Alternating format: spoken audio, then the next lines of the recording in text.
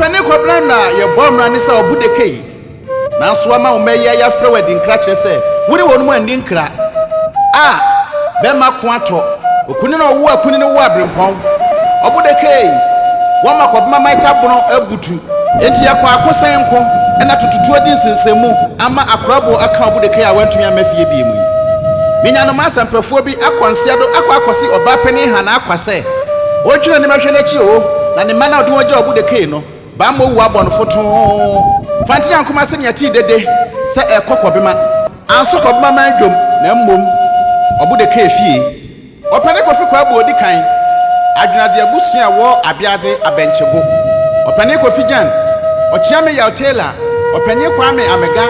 madam efu amega madam efu anyamiye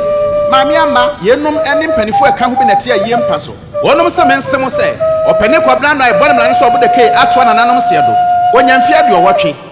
na kwankwaja ho hyehyɛ yenie busumi de ba ko da etoso nan eyefiada yɛde okuni ne beto mpem ne yɛse ne ho pɛ amade akye memenda ade akye memenda anopa na yɛbɛma kwan amadɔfo aba abɛhwe nanim afa yɛbɛpagya no ɛde na kɔdɔm na se amusieye ɛno akyi ne ba bɛtena se ɛwɔ Kɔbema my school park aba bɛnum na akyi sikasa ade akye ne kwasi ada yɛbɛkɔ ne naase asom ɛwɔ Kɔbema micro no mu ha ɛma wagya wagyira bienie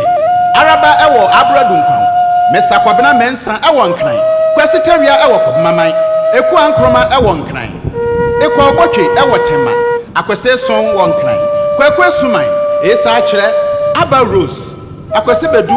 na akwese kwanu ɔmo nyina wɔ Kɔbema man afei enso no mogya wɔ akyire ɛyɛ Mrs. Cynthia mensa ɔno so wɔ nkran na bra kwame ɛwɔ kuruwa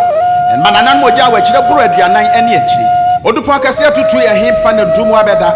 ame ka mai bom na ekro no ehin na nyanka bedidie Kɔbema man owo to ade a yɛntɔ bio the dance board obi a bɛkɔ kofi amu jansa Mrs. Cynthia mensa na se mensemo epiao